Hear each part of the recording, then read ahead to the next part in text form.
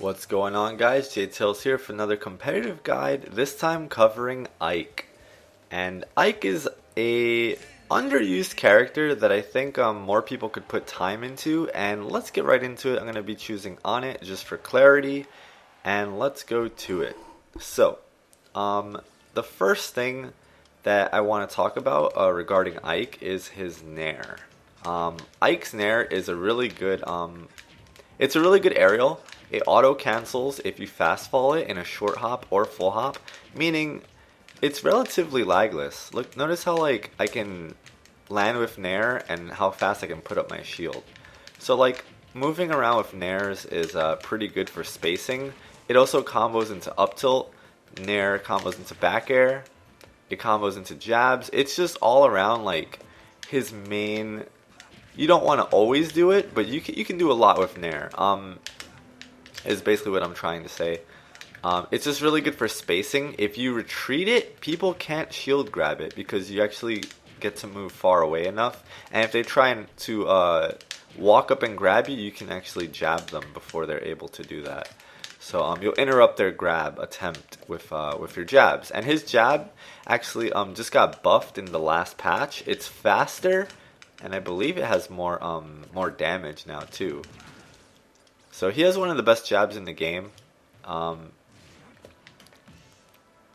Not in terms of speed, but he has one of the best combo game out of his jab. And his jab combo does 11. That's about a tenth of a stock, especially for a character like Ike. So even with Nair to jabs, that's already 20%. You're sitting pretty on a decent lead. You can Nair into down throw, which combos into up air. Ike has a lot of useful tools, but I want to cover them one by one. So the jabs are really good. If you think people are going to come up to you and grab you, you can AAA. You can AA, and then if they block it, you can grab them. So you don't want to do all three hits always. You want to do 1, 2. If it hits, then do the third, right? But if they block 1, 2, then grab them because they're going to keep blocking. So far we got spacing with neutral air, jabs down. So the next move I want to talk about is his back air. And the reason I want to talk about his back air is because if you time it correctly, look how fast it is. As soon as I land, I can put up my shield. So if you auto cancel his back air, you can use it as a bait. You can actually do a retreating back air and then forward tilt. So if someone, like I said, if someone comes in to chase you, you can then punish them with a forward tilt, or you can jab them, or you can just come in with a grab. Since a lot of people won't expect it, they're going to be scared of the back air and they'll be shielding, and you can just turn around and grab.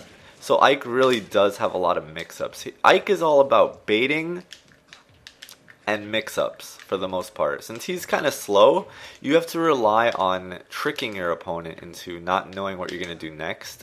And that's going to be you using the jab mix-ups, the cancel back airs. Yeah, and also back air kills.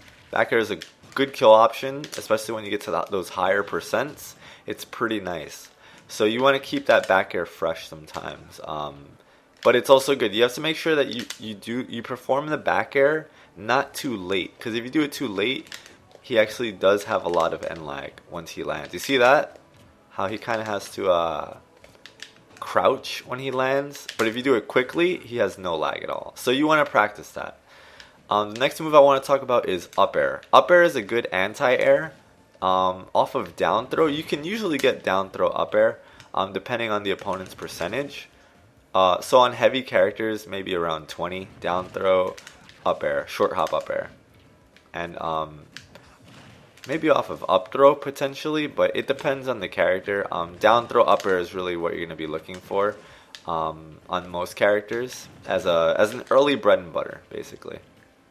Once it gets to about mid%, I don't think it actually works anymore. So down throw up air. Up air also kills. A lot of Ike's moves do kill. So actually getting the KO with Ike isn't too difficult. It can be hard if you have an elusive opponent. Next thing I want to talk about is forward air. His forward air has a lot of range, and it's really good. Since the sword isn't part of Ike's body, you can really use it to kind of challenge other characters in the air. If you guys swing at each other, Ike's forward air is probably going to win. also it hits under his legs actually.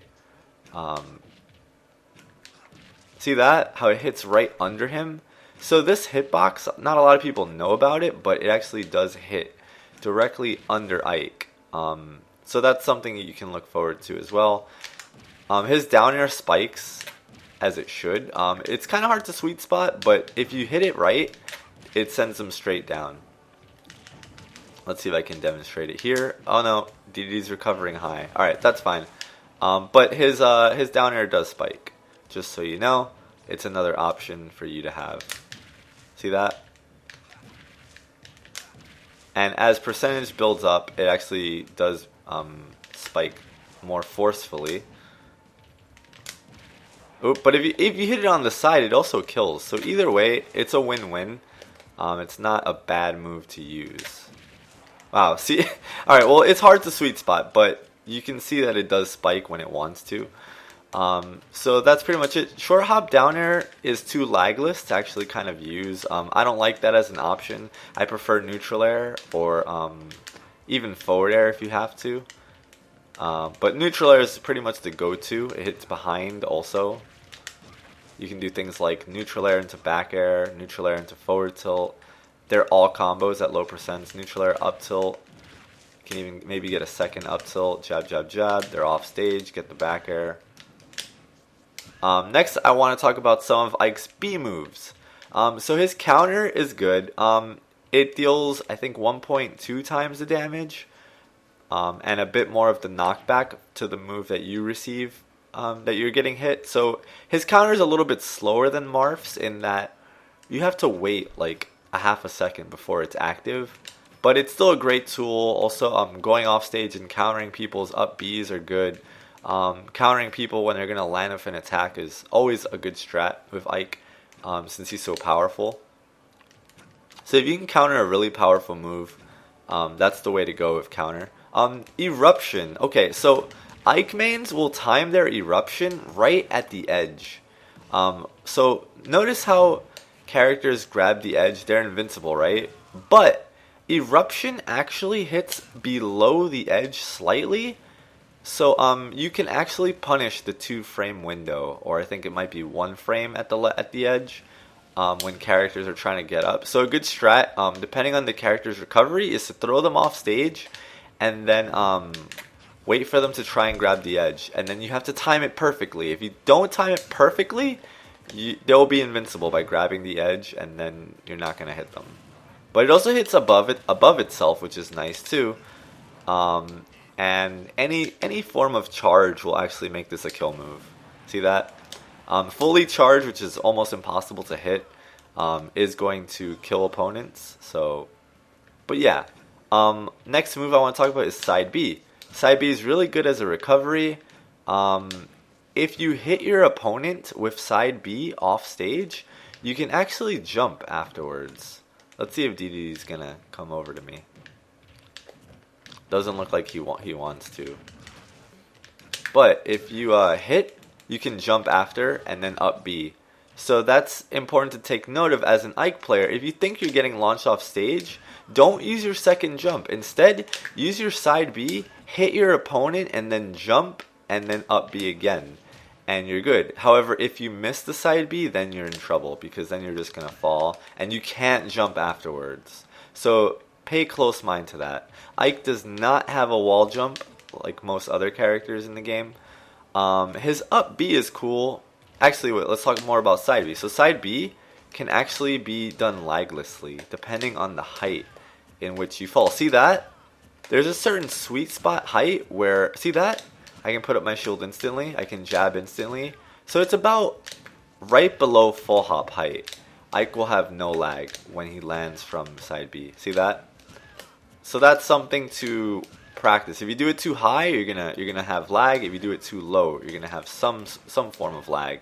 But I actually use it to travel. If I'm in a sticky situation and I'm on Smashville, I'll use side B to kind of get away from my opponent and land safely. I use it to avoid combos and to get out to land safely back on the stage. Basically, I think it's a really great tool for that, as well as the counter too and air dodging.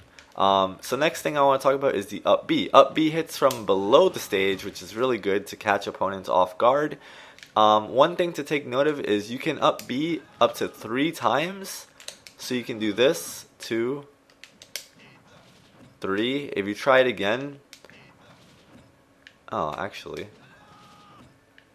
I guess you can do it as many times as you... No, yeah, see? Ike will not grab the ledge. I'm not sure on the exact number, but if you plan to stall on the ledge with up B, think again, because after a certain number, Ike simply will not grab the ledge. You're just going to fall and die. This number might have been increased, but the sword is a good way to hit people who are unsuspecting and actually clear the path for you to get back onto the stage. But know when you have to stop doing this and when you should just get back on and start fighting. Take your free 10% from this if your opponents keep letting you do it. A good player is just going to stand over here and let you back on, and they'll punish you depending on your ledge options. But speaking of ledge options, jump and side B is a really good way to make it back onto the stage. Aside from rolling on, jump and side B. It's so good because most opponents won't expect it. So unless you're fighting a really fast character like Sheik or Fox or Pikachu, jump and side B is going to be a really great option to just jump over your opponents when you're feeling pressured on the ledge. So I think that's pretty solid. And like I said, just basically mixing up Ike's options and comboing into back air off of nairs. If you can land nairs on your opponent, it's not always easy, but see how early back air kills? It's really good. The more you charge side B, needless to say, the more damage it deals, and the further it'll go. So there's that. But with Ike, mostly, the way I recover is I will go low, save my second jump, and then up B right to the ledge, and I'll make it back. So Ike can have trouble recovering, but if you play it right, it's okay. So like I said, the main throw you want to use at low percents is going to be down throw. And then at higher percents, actually, down throw does start killing. I'm not sure at what percent it starts killing, but it does. As soon as DDD gets back on. Forward throw I'll use if I want to set up for a forward air or like an offstage situation. Back throw deals 7. So forward throw and back throw deal 7%. Down throw deals 7% as well, and you get the combo. So there's no reason to use the other throws. Up throw deals 7% also. So for the most part, you're going to be wanting to use down throw. Unless you're by the edge and you want to throw your opponent off stage, then you can use forward or back throw. But otherwise, down throw is going to be your go-to for the most part. And let's see at what percentage it starts KOing. Pretty high, actually. Yeah, forward throw is going to have a hard time KOing before down throw, I'm pretty sure. Up throw is not going to KO either. It's definitely going to be down throw, but this is at extremely high percents. Look at that. So at this point, I'm going to assume that you've hit your opponent with a back air or another move like that. So down throw is going to be the throw you want to use at higher percents, but you still want to be careful because it's not that reliable. Down tilt is also a really good move to set up with. It also can spike opponents at the ledge if they're not careful. Usually it's going to pop them up, but which sets up into a forward air or an up air. But it can send people straight down if you hit with down tilt. So down tilt's good.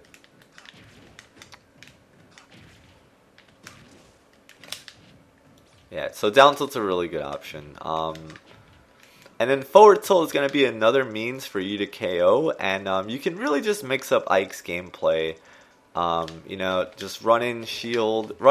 Just shield dashing, I like to call this, is while you're running, you just simply press the shield button. Notice how I'm not sliding or I'm not doing anything else.